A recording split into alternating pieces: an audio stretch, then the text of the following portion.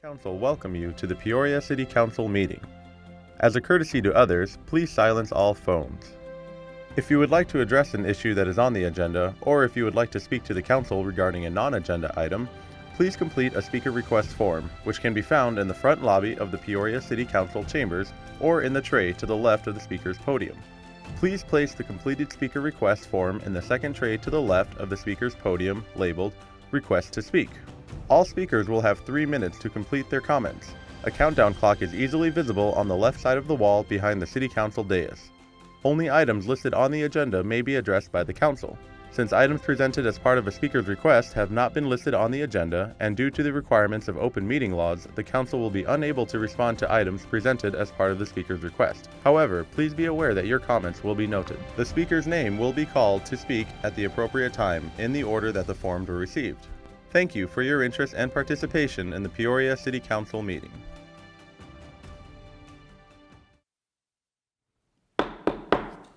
Peoria City Council meeting will now come to order. Please rise for a moment of quiet reflection and the Pledge of Allegiance led by Youth Council Liaison Owen.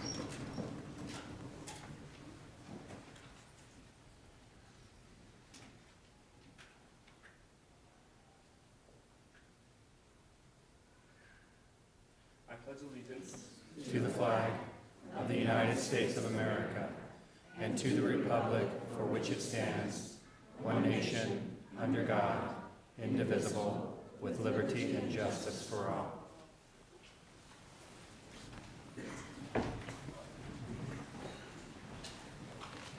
Thank you. The clerk will please call the roll. Mayor Carlett. Here. Vice Mayor Binsbacher. Here. Councilmember Patena. Here. Councilmember Edwards. Here. Councilmember Finn. Here. Councilmember Hunt. Here. Councilmember Leone. Here. Council Liaison Edwards. Here. Council Liaison Owen. Here. Good evening and welcome to the Peoria City Council meeting of October 4th, 2016. Tonight we will begin our agenda with a presentation. This is a very special presentation this evening. We're going to recognize the students whose artwork was selected for the Mayor and Council Youth Young Artist Program, and it has been on display in the Peoria City Hall from June, and it will continue through December 2016. And so this evening, we are going to give certificates and acknowledge those students whose art has graced our halls, and we are so happy to have them here tonight because they are contributing to the city of Peoria's being a complete city. I think a lot of you have heard me say that many, many times. Art is our heart and soul. Art is our substance, and art is what makes us a complete city. And so these are the people who are contributing to us being a complete city and a substantial city and a great place to live and work and play. And so because of that, because of your wonderful talents and all that you do to contribute to our city, we would like to give you a certificate this evening just to let you know how much we are thankful for what you do. So I would like to ask our two Youth Council liaisons, Owen and Edwards, to come up with me, and they will help award the certificates.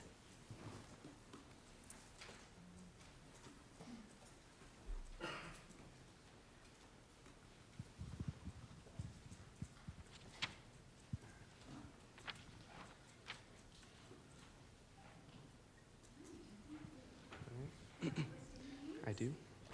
All right. From Sun Valley, Jessica Womack.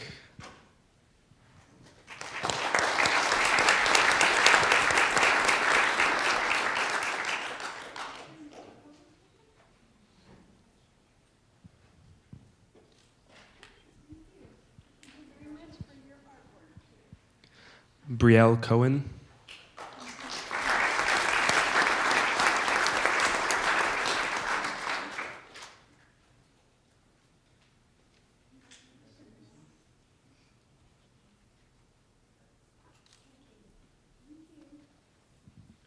London Davis.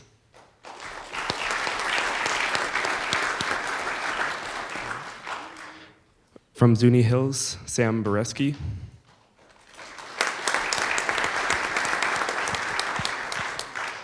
Jocelyn Jones.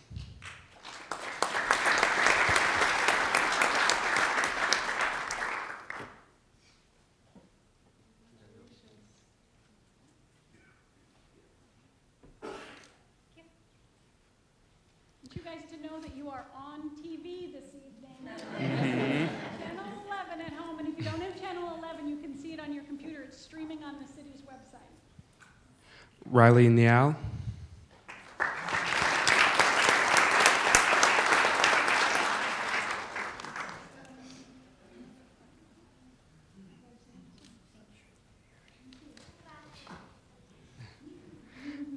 From Peoria Elementary, Brianna Ruiz.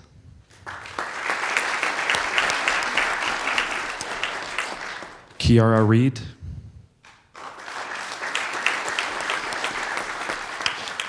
Rihanna Frost.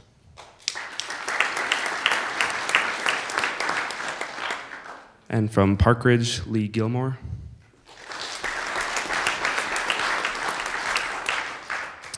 Kaylin Adams.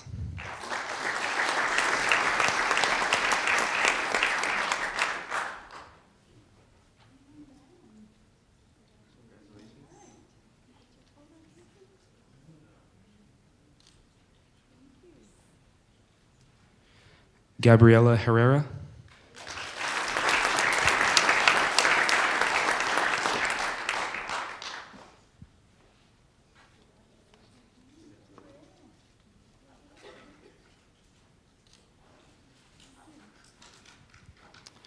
Alina Martin.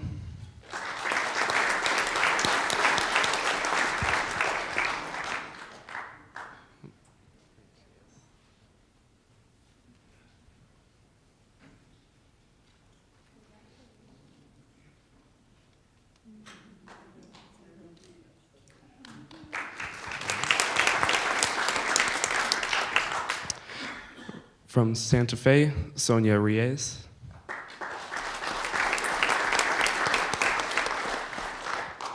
Ethan Flores.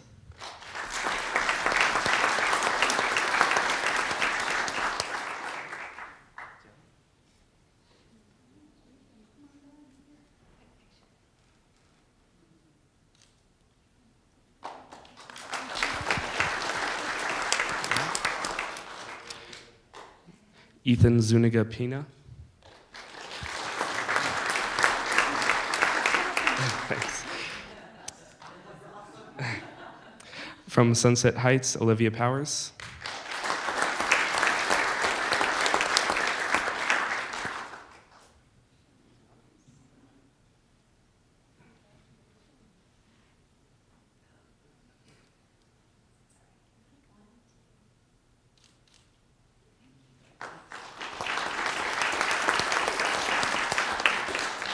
Skylar Cage.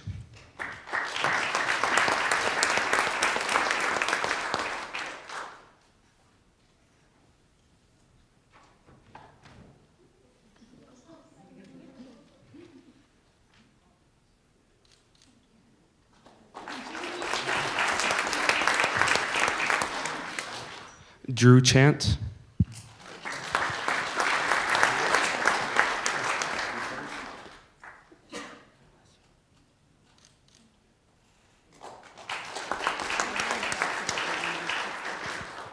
From Peoria Traditional, Annalicia Garcia.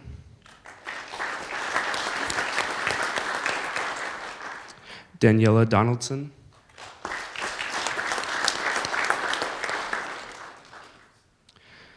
And from Vistancia, Gabe Taylor.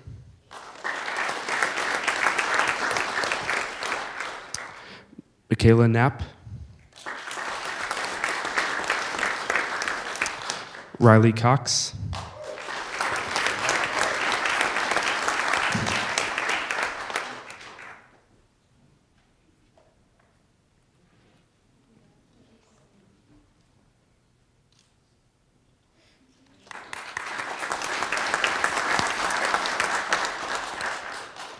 From Sundance, Jenna Mason Wright.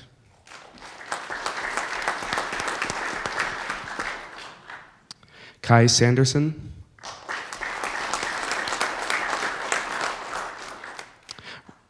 Miley Martin.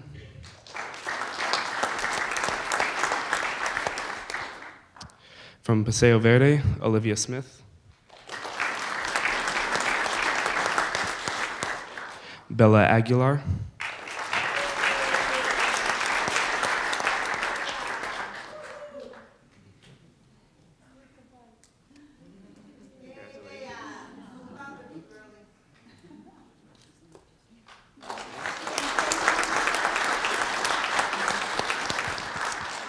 And from Skyview, Abigail Cook.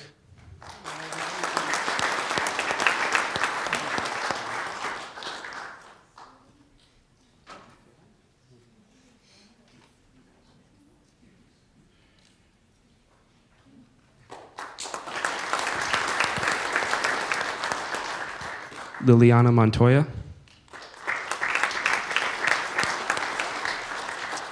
And lastly, Summer Riddle.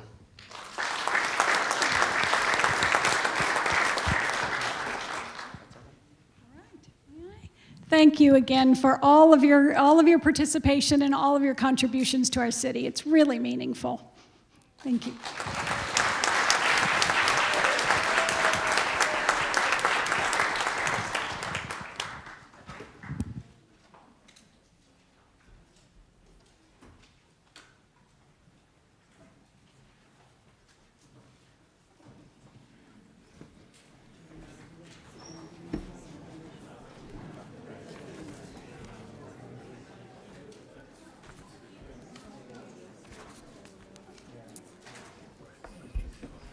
Okay, the next item on the agenda this evening is the consent agenda.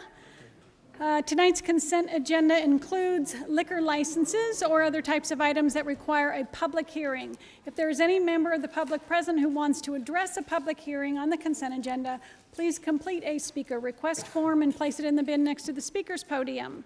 This item will be removed from the consent agenda and heard during the normal course of the regular agenda. The public hearings this evening pertain to Series 10 liquor license for Fry's at 25371 North Lake Pleasant Parkway. Is there a member of the public that would like to address this public hearing? Seeing none. Council, are there any items that would be removed from consent? Do I have a motion on the consent agenda? So moved. Second. All right, please vote.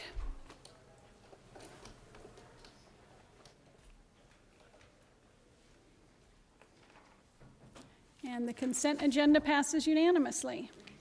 We will now move on to new business. Item 22R, Code Amendment, Chapter 3, Section 13-107, Home Detention Alternative Program. Staff report. This item will be presented by our City Attorney Steve Berg and our Municipal Judge George Enicknust. Welcome. Thank you, Carl. Good evening, Mayor and Council. I am going to describe the Home Detention Alternative Program and then give a history about how the city got to adopting the program.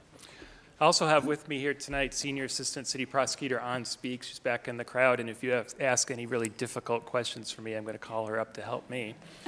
After I'm done, then I'm going to turn it over to Judge Enicknust, who will explain the review of the program that we conducted this year, as well as the recommendations that are before you tonight that came out of that review. So the Home Detention Alternative Program, or Home Detention as we like to call it, first want to explain that it is specifically identified and described in state law. So state law authorizes cities to have a home detention program, and a number of cities across the state have programs in place. It is, in essence, a alternative incarceration program, and it's certain limited categories of offenses that apply. It's limited to only adult offenders, so juvenile offenses are not covered by home detention, only adults, and then only misdemeanors. So if you've been convicted of a felony, you're not eligible for the program. So it's adult misdemeanors. And only within that class of adult misdemeanors for those that are nonviolent, non-serious, and non-repetitive. So it really limits the focus of what can be available for home detention. And what is home detention? It's where an individual convicted of a misdemeanor is electronically monitored and serves their sentence at home instead of in jail. And again, it is a very limited category of convicted individuals who may receive home detention. Our code outlines what the various limitations are. Just 3 of them that I've highlighted on the slide. First is if an individual has a past history of any sort of violent behavior, they're not eligible for home detention. If they're found by the city to be any sort of risk to the community, then they're not eligible for home detention. And then a more broader category, because these are presented to a sentencing judge who makes the final decision. And if that sentencing judge determines that that individual is not eligible under any of those factors identified in the code, then that person cannot receive home detention. So there are, even with all of those limitations, some individuals where home detention is an appropriate alternative for them. And home detention does provide a number of benefits to any city or other entities that adopt the programs.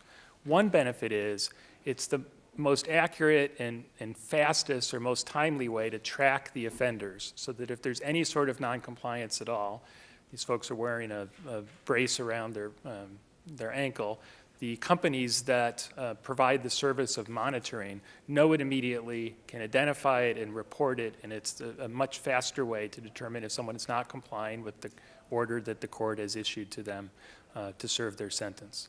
Another benefit is by having this private company do it and track it and timely respond, it frees up the court, the police department from having to do that tracking, and keeping track of it allows them to, do the other important work that they have to do. And then related to that is the idea of cost. So rather than sending offenders to jail, where the city picks up all of the costs for that, under this program, the offender that's into home detention is paying every single cent of that cost associated with the home detention. So the burden is with the offender rather than with the city. So those are some of the general benefits of it. When the judge gets into his specific description of our program review over the last 4 years, he'll get into that in a little bit more detail. So let's look at a history of this briefly. In the late 2000s is when staff, and that was the city attorney's office, the court, and the police department, started looking at the concept of home detention. It had been authorized by state law. Some cities were starting to do it. So we analyzed what was out there, what was available, and in 2010, we came to the city council at a study session and presented our findings up until that point. And the council listened and considered and asked a lot of good questions and gave some direction on some things that if the city was going to move forward with a home detention program, some of the things that council would want to see in a program to make it feel right or feel sufficient for the city. So staff took that information from the first study session, went back, did a lot more research, talked to people, kind of fine-tuned the program in some sense, and then the following year came back in a subsequent study session, again, presented the findings, what our recommendations were. Council again examined it critically, had some more questions, some more direction for staff about what council thought would be a successful home detention program within our community. So staff took the results from that second study session and went back and developed a draft ordinance. And then in September of 2012, staff brought that ordinance to the council, and at that time the council adopted the ordinance, which then created the home detention program, which we've now had in effect for 4 years. And with that, I will turn it over to Judge Anagnos to describe a little bit about what we've seen over the last 4 years and then our recommendations that stemmed out of that review. Excuse me. Thank you, Mr. Berg. Mayor Carlett, members of council, Mr. Swenson. It's good to see everyone, and thank you again for this opportunity to be heard. That was a very accurate backstory to what the events are that brought us to the city ordinance on home detention. And as we go through this effort tonight of asking for what we consider to be a technical correction and a wording correction, we believe that there's some strong basis for what's brought this presentation to you this evening. Now that we've had some duration, a chance to see what the legislative background is and the setting for the overall statutes on crime in Arizona and the ability of local ordinances to adopt home detention, I was able to give a communication to Mr. Berg recently saying that now that we've had some sense of assessment, some sense of timing, and a sense to see how this is fitting with regard to case by case of home detention with regard to offenders and with regard to offenses and with regard to the state statute and the local ordinance, that there was some opportunity here for some wording that would be more appropriate to what the real accurate factual circumstances are. So as you can see from the PowerPoint that we've provided, there have been approximately 120 people having gone through the entire program since it was implemented here in Peoria. We have two basic providers. One is called the Australia Counseling Services that services other courts in addition to Peoria. And the other provider is a group that is called the ACCS, the Arizona Counseling Group.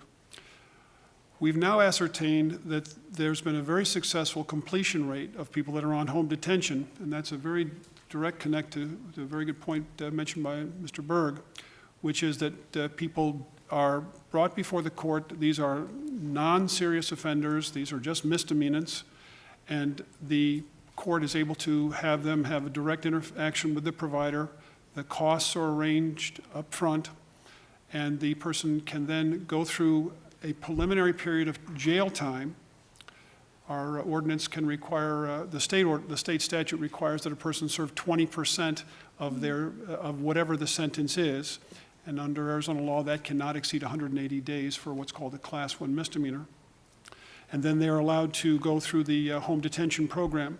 What makes this program more responsive than jail surrender is the fact that there is immediate electronic connection if there is not a non-compliance. If a person does not return to the home at the stated time, then they give an electronic flag to the provider. That's actually more prompt and creates much less delay than if someone is in the jail system, because then we have to receive a correspondence from the county jail saying that there was a failure to appear on time. Then we have to pull files, notify the prosecutor's office perhaps, and then go through a warrant process. And then the warrant process itself may create just a paper file that's sitting on hold. What brought us here today is to do this word correction, as I say. We've ascertained now that the majority of the defendants that go through home detention are not Peoria residents, which means that the aspect of this being local, this being community, is not really being achieved on a direct basis. The point is that we have defendants who are from out of state.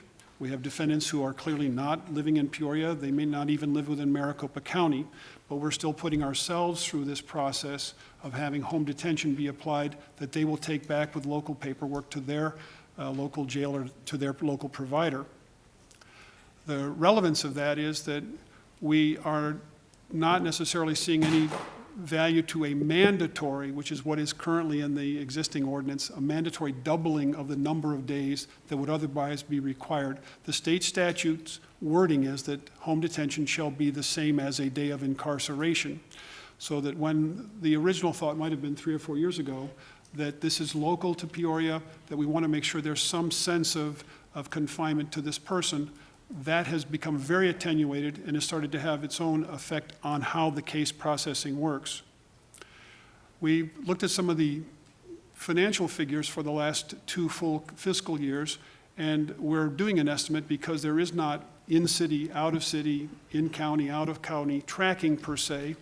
And you can imagine that cases don't necessarily fall within a fiscal year. You could have someone who might have a case from the year 2011 who is not finally resolved on their adjudicated orders until the year 2015, so that we wouldn't necessarily have a matching that we would in normal accounting procedures. But our estimate is from seeing that the total cost to Peoria Police Department, who carries that budget item, for 2 years ago was around $600,000, and this year the budgeting for the jail cost was around $450,000. Our estimate is that when you realize for extended days in jail, maybe about half of that might have been attributable to people that would have been serving time in county jail. So perhaps we have attained what was a meaningful objective of home detention of around $75,000, but that's very accurate in the sense of being a good guess. The overall assessment is, as I say, that the detention program is meeting the goal of enforcing the state statute and local community interests, but this is what's brought us to making a recommendation tonight. I believe there's a new slide. There are just 2 small word changes that you can see in the item that was prepared tonight, and let me again thank Mr. Berg and also thank Ms. Speak, who was very kind to assist us in just some of the word drafting and to exchange some information about it. I'm being quite accurate when I tell you, Mayor and Council, that Peoria is very able to display a very competent and excellent, high quality of prosecutor. They're very dedicated, they're full-time, but it's always been our experience, and with the assistance of Mr. Berg and with Mr. Swenson and yourselves, that we've been able to have a very clear message about Peoria, as you say, in terms of community, having a very accurate concern about quality law enforcement. We have a very dedicated police department, and we've been able to have, since Chief Minter's been here, some very excellent channels of communication so that there's a very good fit to what goes on in the court with regard to the community. As you probably saw from last week's newspaper articles, for example, we had the self-surrender warrant program that we'll be able to give you some assessments on later on when those notes are finally compiled. What we learned is that it's a little bit of an abstraction, but mandatories are a little bit of a red flag. We've learned that in the process. And that when you have mandatories, you don't always have the opportunity to have proportionate fit to each case, as I mentioned. And all we're doing here now is still reposing in the prosecutor and in the city attorney's arena the ability to assess, look at the risk involved in a particular case, whether or not the conduct of where the person resides, what their conduct was, and still be able to impose extended periods of time. But it's the mandatory doubling that creates some artificiality to it.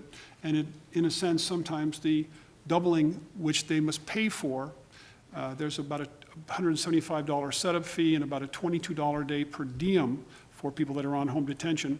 But if someone has to do maybe 50 days instead of 25, or 80 days instead of 40 with regard to a DUI, perhaps where there was an elevated blood reading, those additional $400 or $500 actually distort what we can accomplish with regard to getting to final orders. Literally, someone may have us have to continue their final order, their sentencing period, for maybe 4 or 5 months so that they can accrue the savings to be able to provide the funds to the provider who will install the technology, the box, as we call it, inside the home and make sure that there's compliance. By the way, before I forget, there's a 100-foot perimeter on that apparatus, so that's why one of the reasons it's mentioned that there's fairly close monitoring on it. The fact that, I'm not trying to be long-winded, but the fact that this is doubled and it's mandatory creates some of the distortions. What comes to mind are actual cases. We've had people, defendants, that are on home detention who've surrendered their license for medical reasons. We had a defendant a couple of months ago that realized that they were prone to epileptic seizures. So this is someone who's already housebound. So having them stay paying funds or fees for home detention becomes very, very remote from what's really being accomplished. And as I say, we'll have people with other situations which leave them in the home environment, maybe a single parent, and realizing that they're still away from the home for 12-hour periods of time for work or for school and so forth. Having this requirement of the doubling now has given us this second look to say that because this is one of the only ordinances in the state, basically the only one, in fact, that has this mandatory filing, we are able to suggest to you tonight that we conform to state statute, that we conform to the general practice, and that we allow the prosecutors to have a much better fit to what would happen on a case-by-case proportionate basis. The other wordsmithing that was done was just a matter of mathematics, which we never got enough of in law school, I don't believe, but somewhere along the way, the state statute requires that you do 20% of your jail, of your sentence in the jail, and when you get someone who's doing like 12 days and you have to do 1/5 of 12, and it's something like pi r squared or something like that. So we've always kind of fallen apart. But I hope that all makes sense, and as I say, I hope these were not extended remarks, but that's what's brought us here tonight, and we'll continue to be able to do this on a monitored basis, and it should make sense. So with that, I'd be happy to answer any other questions or thoughts that come to mind. Okay, thank you. Council, any questions for Mr. Berg or Judge Anagnost? Councilmember Finn? I pushed my button. Okay. Yeah. Thank you. Just a couple of questions. I just want to kind of clarify in my own mind, because I had some questions in reading this, and I think you clarified them, but I just want to make sure that I have a good, full understanding. So on line 7, where it says completion of at least a statutory minimum number of days of imprisonment, I won't read the entire thing, that's what you're talking about with the 20%. So if someone has a 90-day sentence, 18 days need to be a normal incarceration, I guess, for lack of a better term, and then the remaining 72 could be at the home. Is that correct? Councilmember Finn and members of council, that is correct with one. That's what it would be under the recommended change. The other feature would have been, we would have been looking at 144 days. So that would be correct. We would now be conforming to the state definition. Okay. Thank you for that, that clarification. That was a little bit confusing the way that it was worded in here for me, but that does help me. And the 75, let me back up to my, my other question. When you say that they're paying for the full fare of this, does that mean that they're paying for the monitoring fees, they're paying for all of that, that's all, that entire burden is being paid for by that particular individual, is that correct? Councilmember Finn and members of council, yes, that is correct, and that is why we have a tracking effect on what the cost could be. There is a provision that is allowed, but it's used on a sparing basis where there's an indigency hardship. One of the providers has agreed to use what we call a sliding scale, but basically that is corrected. It is, as the PowerPoint that Mr. Berg mentioned, all paid by the offender. Okay, and then I have one final question. I know I'm kind of hogging the time here, I apologize. Line 3 on the ordinance, I just had a quick question. I really like the being tested for use of alcohol and drugs. I think it's great. But participation in an alcohol or drug treatment program, how would that apply if the offense had nothing to do with drugs or alcohol? Would they still have to go through a program? Councilmember Finn and members of council, that's case by case, but the answer is no, they would not be required to engage in a treatment that did not have some connection to what the conduct was. That's correct. Okay. This is just an available option if assessing that particular case. Okay. That's it. Thank you. Thank you very much. Councilmember Patena? Thank you, Mayor. So, Your Honor, my question is that I understand these are misdemeanors, not felonies. These are not hardened criminals. But my question is, what type of offenses, other than DUI, would qualify a person for a home detention program? Councilmember Patena and members of council, we are basically looking at the array of types of cases where jail arises as some sort of consequence to the misconduct. The first example would be, for example, if there was an assault or a domestic violence offense, so that would be appropriate. Sometimes there are non-DUI alcohol-related offenses. We've actually been able to get a very nice accommodation from the prosecutor on criminal speedings. There are people that will drive twice or well over the speed limit, and we find that a 2 or 3 day home detention period is appropriate. Okay. And also, if a person is confined to their home and they break that confinement and they're required to, the police to go after them, what are the consequences to that person? Councilmember Patena and members of council, the wording has been very nicely preserved on that aspect. There's a forfeiture of your home detention days in the ordinance. And secondly, once we get that flag, that's communicated to the police and to the prosecutor. A warrant's issued if necessary, but the person is summoned in and the remainder of the sentence is executed, as we say, with the jail, and the home detention is withdrawn as an option. Okay, thank you. Thank you. We have Chris Camacho. That's what it says, Chris Camacho. Council Youth Liaison Owen. Okay, this is a question regarding the effectiveness of the system. Do you have any reports of people having completed the home detention system who have committed any additional crimes following? Mr. Owen and members of council, the recidivism aspect of this is not a very well-tracked number. We would not know that from Peoria. So the best answer is that there's no hard data on it. Our perception is that, like all other general offenders, home detention is working as a type of a consequence. It's the same as jail is, and the recidivism rate is not affected by this one way or the other. Okay, thank you. Thank you. Council, any other questions? Judge, I have a question. So you mentioned assault and domestic violence. Were you saying that those offenses are not eligible for this program? Or did you say they were? Did I hear that wrong? Mayor Carla, thank you for the clarification, and members of council. The point is that all of the misdemeanor spectrum is eligible for home detention once the prosecutors have determined that they are seeking jail as one of the consequences. because of the mandatory jail that you find in the DUI statute, that's our closest interface with it, but it would be in any situation where if someone is an offender, if it is an assault, if it is a domestic violence, if it is some sort of a trespass, or if it is a chronic shoplifter, would decide to curtail their shopping hours, then the home detention would be available just like jail would be. It's the same as a jail in effect. Okay, so my question in this regard has always been the same.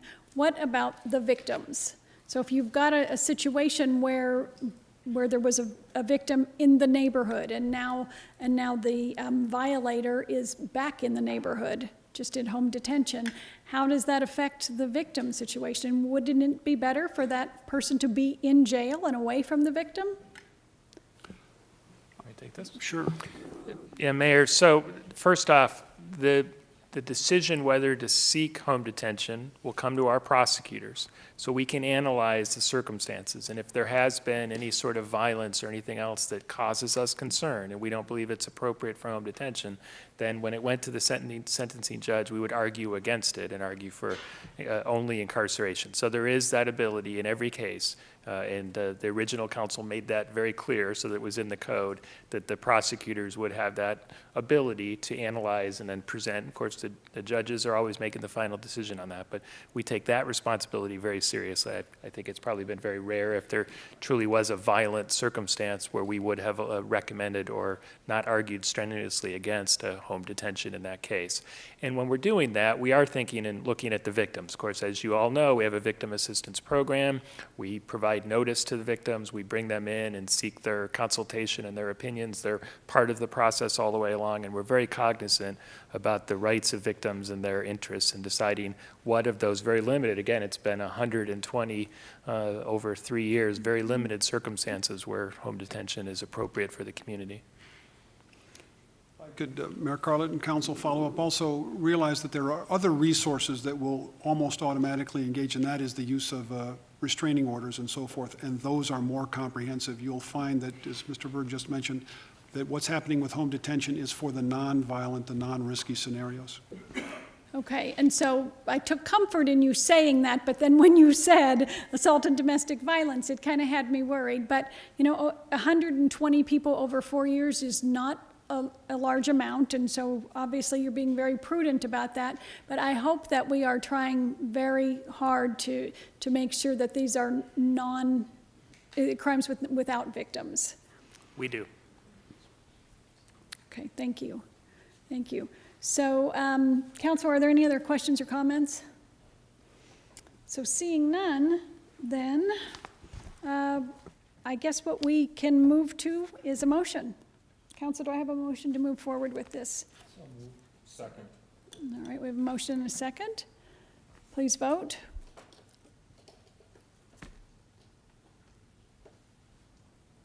And it passes unanimously. Thank you very much.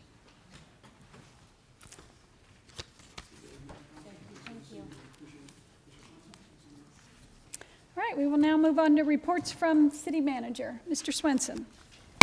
Thank you, Mayor Carlett and council members. I have three brief reports. The first will be presented by Chief Minter, our police chief, and John Imeg, our information technology director.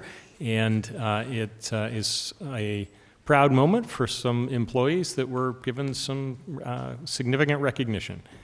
So I'll turn it over to John and Chief Minter.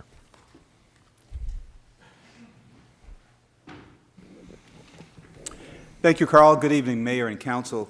Mayor and Council, as I'm sure you're aware, the city is very proud of the outstanding service and reputation of all of our employees, and we're also very proud of some of the local and national recognition we've received lately for several of our employees. Just as a reminder, I'm sure you remember this year we received national recognition for one of our school resource officers. Officer Dave Fernandez was chosen as the National School Resource Officer. And then our terrorism liaison officer, Mike Griffin, was chosen as the Arizona Terrorism Liaison Officer of the Year. I'm also proud this evening to announce that last month, the Arizona Association of Public Safety and Communication Officials held their conference in Tempe, and several City of Peoria employees were nominated for several awards. Very proud to report to you this evening that was pretty much a clean sweep for us during the awards. The department received the Telecommunicator of the Year award, and that was given to one of our dispatchers, Fabiola Johnson, and Fabiola's here with her family. Fabi, if you want to stand up.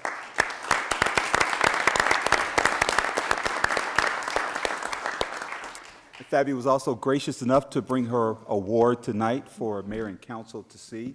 Also, we received the Line Supervisor of the Year award for one of our communications section supervisors, Mike Folia. Mike was unable to join us tonight. Mike has actually been hired, because of the great work he's done here, he's been hired as the communications section manager for the Avondale Police Department.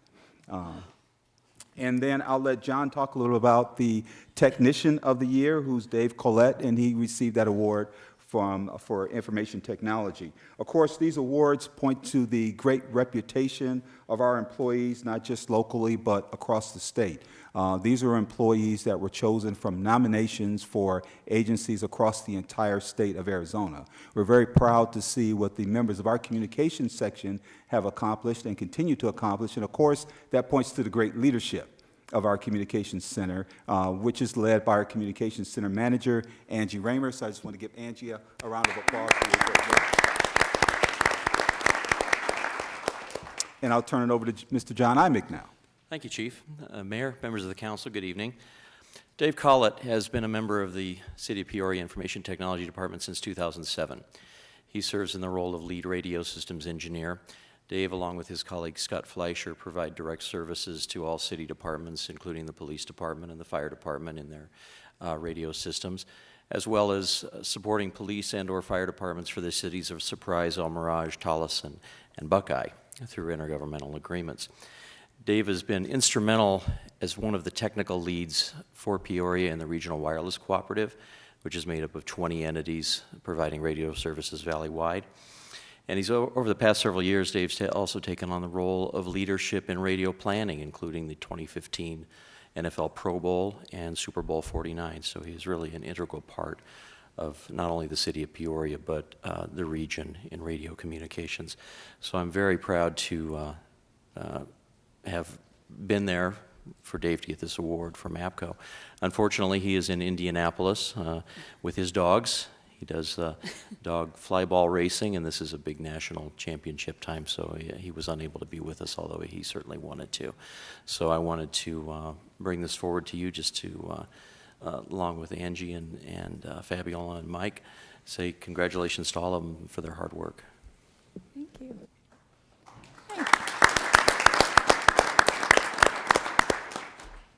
Congratulations.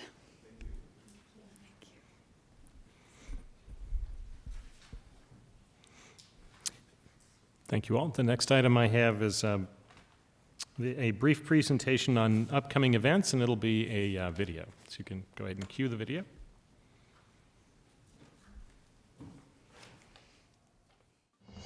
Go on a safari during the Peoria Main Libraries Explore the Library event from 9 a.m. to 1 p.m. Saturday, October 8th. Activities include a scavenger hunt, a craft with Home Depot, book sale, making safari vests, critters from Deb's Dragons, and more. For more information, call 623-773-7555 or visit www.peoriaaz.gov/library. It's time to polka at the 11th Annual Old World Oktoberfest, returning to Peoria October 8th. German food, beer, music, competitions, entertainment, and more, available from 11 a.m. to 10 p.m. at Centennial Plaza. The official keg tapping ceremony will be held at 1 p.m. Admission is $5. Ages 20 and under are free. Visit www.peoriaoktoberfest.com for information.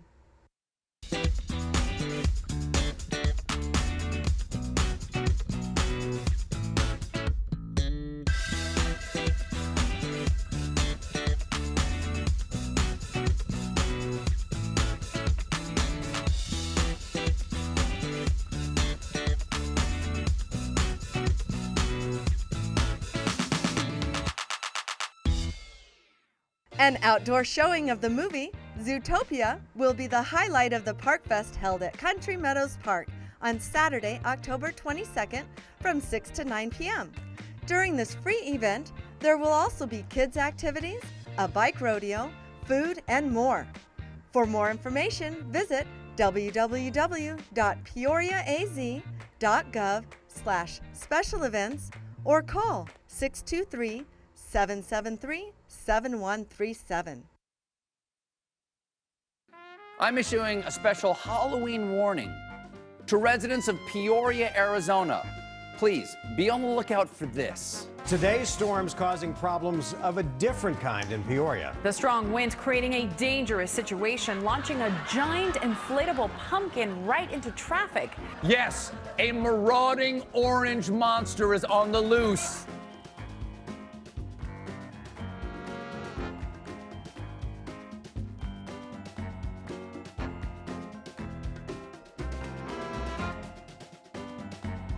Peoria is hosting 2 great activities for teens. For ages 12 to 18, Nerf War, Humans vs. Zombies, will be held October 27th at 6:05 p.m. at the Peoria Main Library. Evade the zombies by navigating the library stacks. Register now at 623-773-7556. The Halloween Teen Dance for grades 6th through 8th will be held during the Halloween Monster Bash in a designated area with a private balcony. Music by a live DJ and games enhance this event held October 29th from 6:30 to 9:30 p.m. at the Peoria Sports Complex. It's just $5 at the door. Visit www.peoriaaz.gov/teen for more information.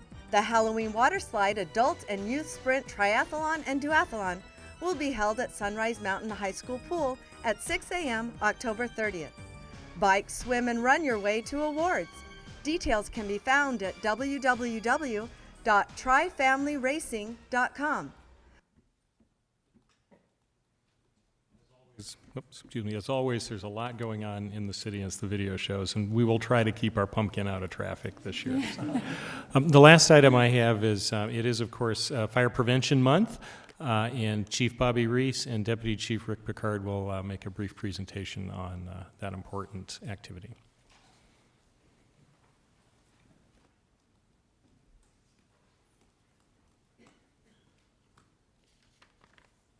Thank you, Mr. Swenson.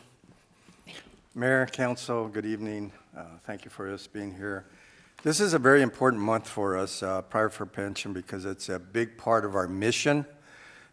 In 2015, there was still 3,200 civilian deaths in residential structures in the U.S.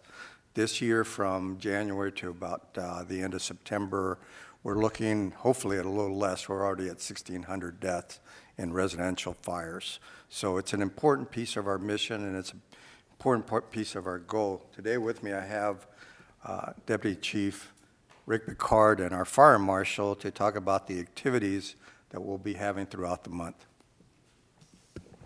Thank you, Chief. And thank you, Mayor and Council, for inviting us tonight.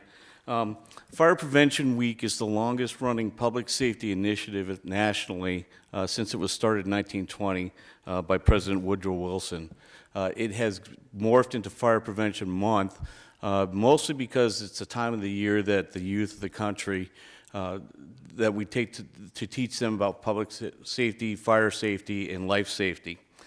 Businesses in the community also this time of year partner up to teach safety and promote safety throughout the community.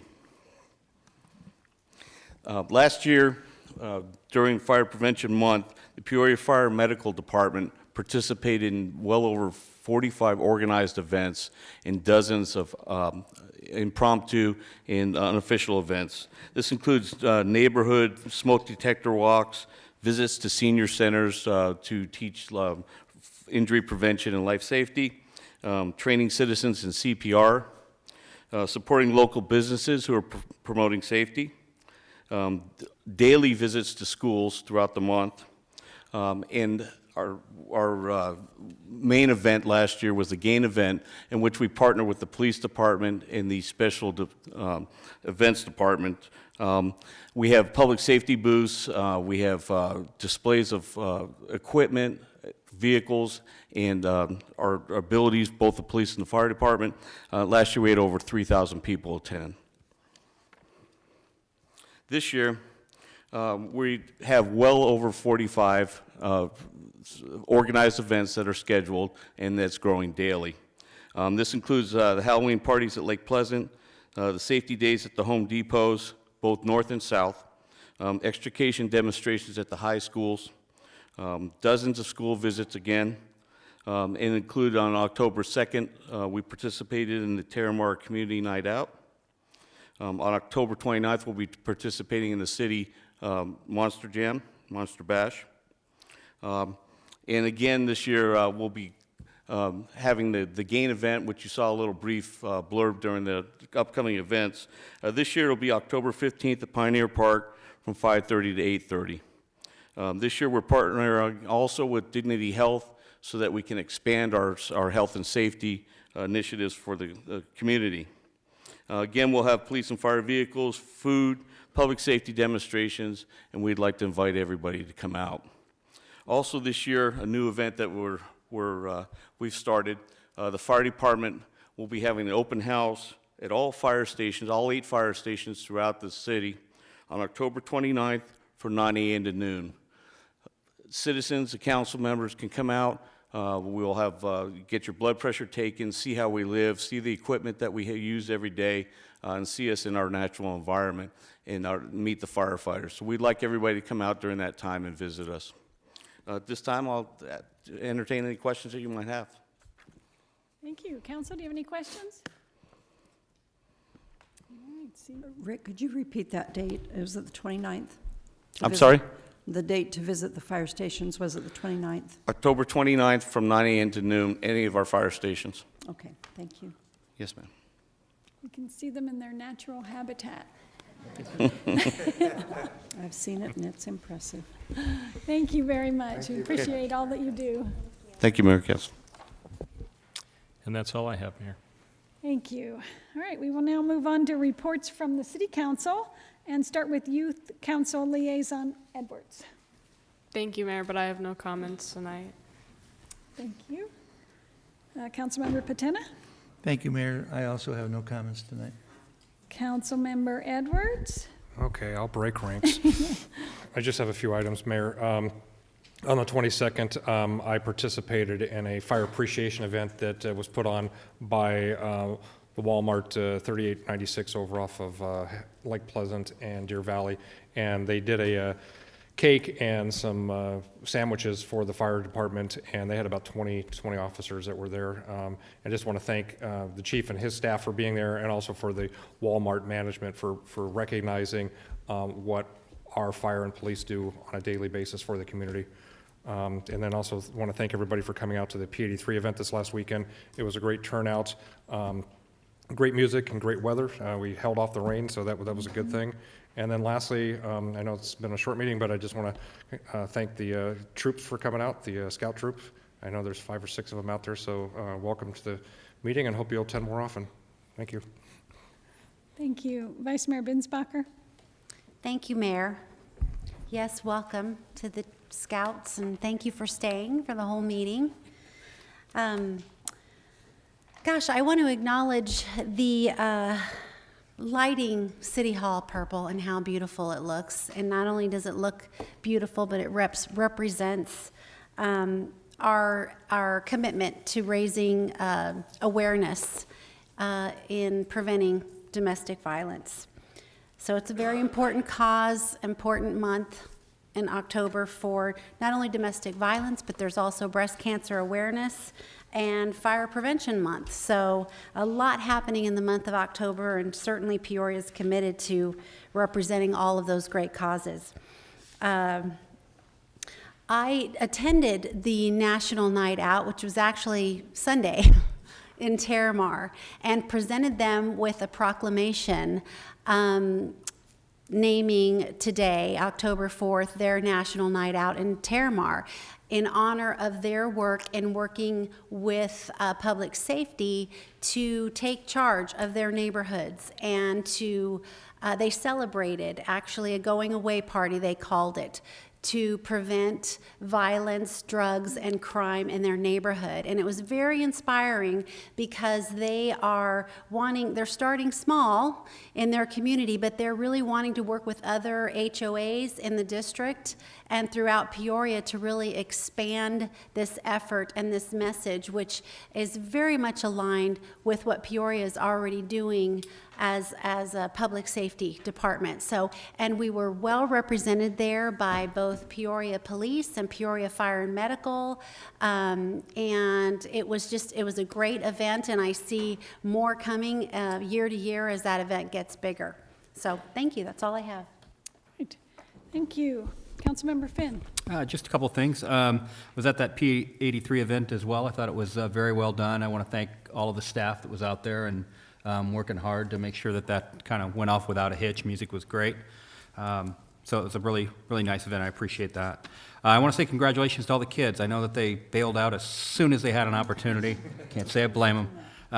But congratulations to all of them. That was pretty cool to see them all here with their art and all the smiling faces. I think I enjoyed the parents actually beaming and getting video of all their kids going up. That was kind of funny to watch. So, and congratulations to our staff. I mean, the awards for our staff just keep coming in, and it's such a great place to live in Peoria. It's fantastic. That's always cool to see the awards that are coming in.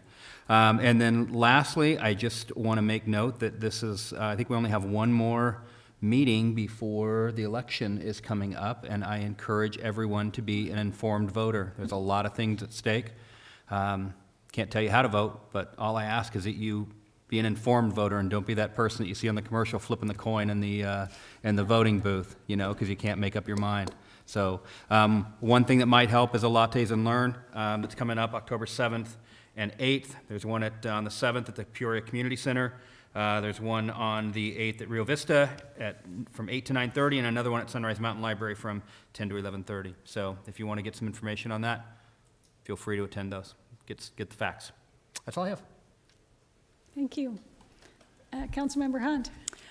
I want to follow up with Councilmember Finn's congratulations to all of our staff. You guys just continue to amaze me with awards, and it's no wonder that people are flocking to live in Peoria. And I think our challenge now is to keep our staff here and not let the word get out to other cities about how great you are, so that they lure you away, because we love you and we want you to stay here. And just want to again say the front of City Hall just looks amazing, and thank you, Derek, for that. You walked in just, we had that timed. He was to appear when I said his name. We just really have very talented people in every area, including lighting, and I just, congratulations and thank you for being here and working. Okay, I have several things. I'm taking up the time of those down there that didn't say anything. We had the most phenomenal Park Fest last Saturday night in the Acacia District. It was down at Sunny Slope Park, which is in South Peoria. It's a really nice neighborhood, and I told them I chose them because they never ask for anything. They don't complain. They just don't. They're just very quiet. They're very happy. They're very neighborly. They have a very safe community. Well, 600 of them showed up for the Park Fest, and thanks to police who gave away 180 bike helmets, and they don't just pass them out. The child has to stand there and get fitted and get shown how to put it on, and talk to you a little bit about why they need to be doing that. And they have really cool bike helmets too. I think any kid would want to wear it.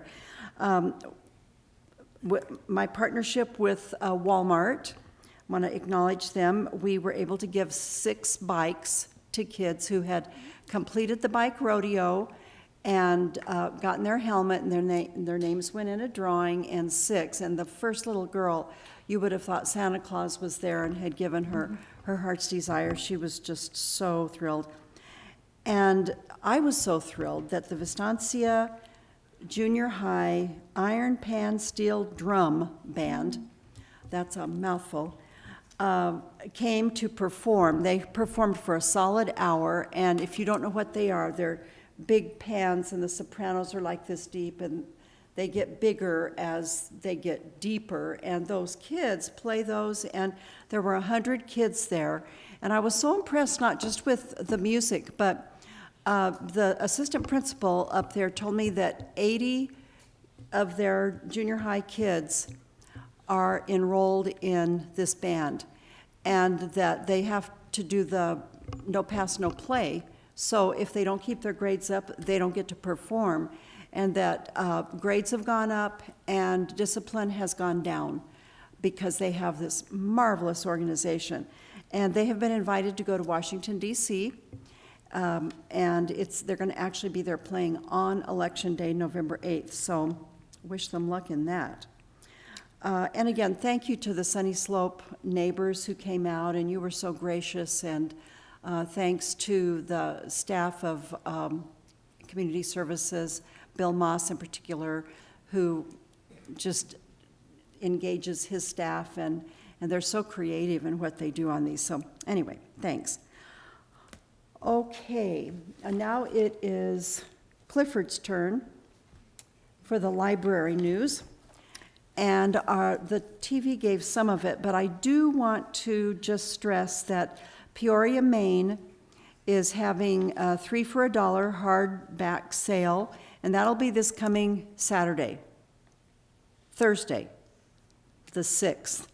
And then the Explore the Library book sale, Friday, October 7th, 9 to 5, and Saturday, October 9th. There'll be all kinds of paperback CDs, all kinds of things, and they all benefit the Peoria Public Library through their friends of the Peoria Public Library. They donate thousands of dollars each year to the running of the library. The city does not pay for all of that. The Explore the Library event, that is so much fun. I went last year, and they have giraffes, and not real ones, but they have places you can have your pictures taken, and that was a really fun event. Okay, and then a little further into, but please, come on, Clifford, your time is done. I'm sponsoring a free shred event. That's shred, not Shrek. And the organization that comes out to do it, it's free for the first 2 boxes, and those boxes are the regular file boxes, and it's very minimal after that. You can stand there and watch them actually shred your documents, or you can just drop off your boxes. It's a drive-through kind of thing. And that will be over in the state trailer parking lot. You might have noticed we have a nice big clock tower over there now that Ray Holt purchased to enhance the city downtown. And to enhance that shredding event, the firefighters' charities are kicking off their holiday toy drive that day. So when you drive through with your boxes, you can hand the firefighters a toy. And I think they prefer maybe no stuffed animals, not to hurt your feelings there, Clifford, but because they give the toys to kids, and certainly new toys are what they want. That is from 9 to 11 on Saturday, October 22nd, so that gives you time to get your things together. I think that's all that I have. These are out in the lobby to add to what Mike said. These will tell you some information. They'll give you some good information to help you in your voting. So those are out on the table in the lobby. That's all I have. All right, thank you. Councilmember Leone. Yes, thank you. I just want to say I congratulate the Boy Scouts that are here. They do a great job. Let me tell you something. They're not going to know this. They're not going to remember this. They weren't even born then. 1940, I was a Boy Scout. To this day, I wish one of the Boy Scouts can show me how to take 2 pieces of wood and make fire out of them. I could never do it, and it'd be just great for me to know how to do it.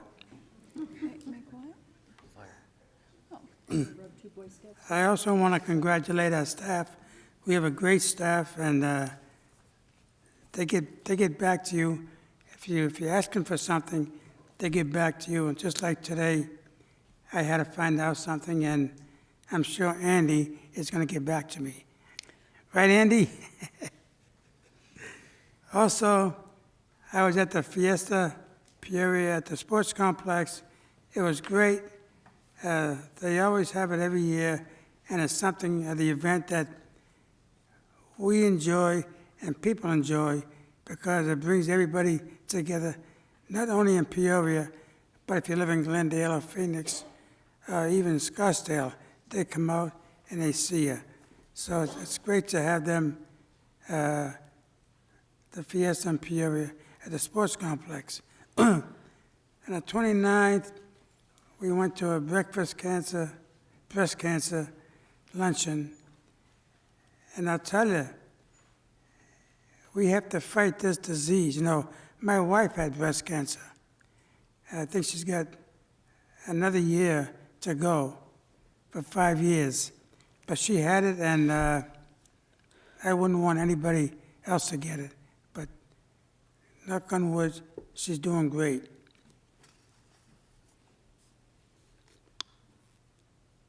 October the 2nd, I went to the P83 in downtown, and it was just great. They had a band there. It's called Taylor Farr. I have no idea who he is, but my granddaughter thought he was the greatest. I guess he was a cowboy singer, but that's not my bag. What they had is a band, and the band was a swinging band. It was a great band, and that's the kind of music that I like. But they did play Taylor Farr's music. Also, downtown Peoria, they had the food trucks, and it was great. We were down there, and they always have some great food off those trucks, and I guess they're going to have it this weekend again. So if you haven't gone to the food trucks downtown Peoria, I think it's a good idea if you went down there. And that's about all I have. God bless each and every one of you, and God bless this great country of ours. Thank you. Thank you. Youth Council Liaison Owen. Thank you, Mayor. I just want to show my appreciation for the message of culture that we're providing by displaying art in the City Hall. Since art is so crucial to establishing culture, and establishing a culture is crucial to creating a functional community, and that leads to a functional city. I always remember the excitement I had in having a little clay lizard that I had made in 6th grade being put on display at the Arts Festival. Even though it broke in transport back, it was still a nice thing to see it on display in front of so many people. So it's a very good thing that we're doing. That's all I have. Good, thank you. Thank you, and I would like to thank Youth Council Liaison Owen as well as Edwards for helping me with the presentations this evening for the winners of the Youth Arts Awards. So it was really a worthy cause, and I appreciate your help, both of you. And with that, we are adjourned.